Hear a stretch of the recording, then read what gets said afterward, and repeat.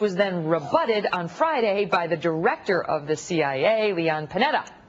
This thing has more twists than a daytime soap opera, folks. Republican Congressman Trent Franks of Arizona joins us live on the latest. Congressman, good morning to you.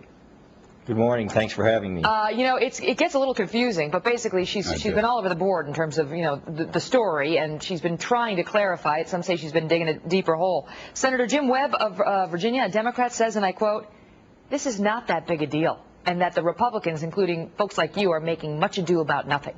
Your response?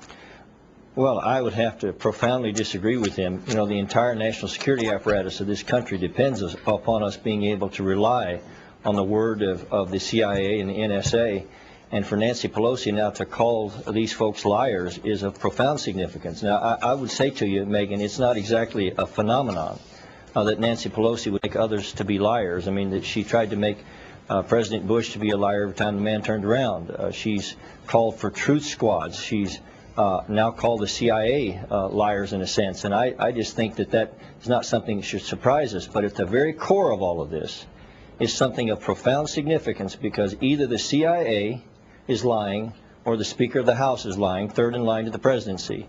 And it is of profound significance to the American people to find out which is the truth. You know, and for that very point, former House Speaker Newt Gingrich has come out and said that the House of Representatives needs to investigate her claims, needs to investigate her to see if she is lying, if she is falsely impugning the integrity of our intelligence officials, basically calling them criminals, because if in fact they had lied to the U.S. Congress, they would have committed a felony, or is she the one who is lying, as you point out, third in line for the presidency? Do you think hearings in the House on that are in order?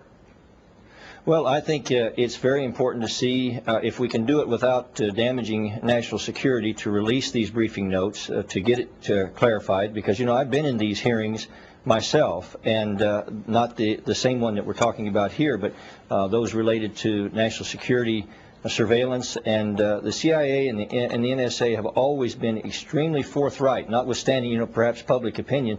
They've been very forthright and very specific.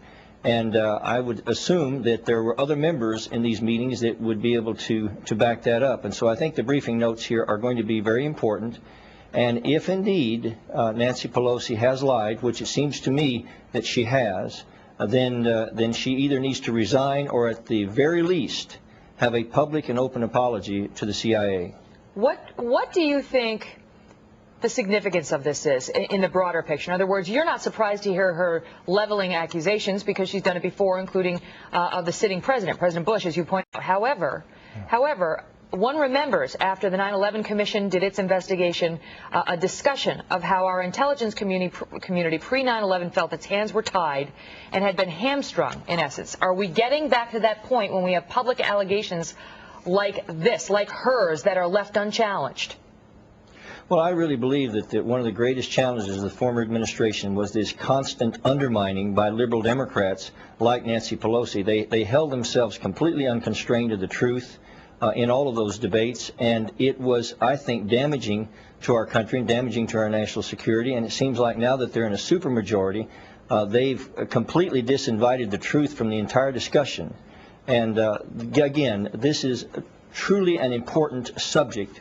And to be able to rely upon our leaders and to be able to rely upon the CIA, who gathers critical intelligence for this country to protect us from a growing danger, potentially, you know, we could be facing nuclear jihad in the coming years. And the truth and being able to rely upon what people say is of more and more importance to the American people, and I hope they're paying attention. Congressman, what say you of the charge by some that it's a good thing for Republicans to have Nancy Pelosi remain one of the main faces of the Democratic Party, and to keep the speakership, because that'll be a talking point in the 2010 elections? Well, I think, I've got to tell you, honestly, I think that's probably an accurate political statement. But politically, it might be better for us if she stays in, because I think she's lost credibility with the American people, and it's easier for us to point out some of the foibles of the Democrat leadership with her in that position. But, you know, we've got to always start looking for what's really right for the country. And what's right for this country is for all of us, Democrat and Republican and independent alike, to say, okay, there is such a thing as the truth. Our founding fathers said that there were self-evident truths, And we better recognize that, because truth and time travel on the same road. And if we ignore what's true and right, we do so at our peril, and we do so at the diminishment of what America's all about. Congressman Trent Franks, thanks so much for being with us this morning. Thanks for having me. Take care. Well, troubles at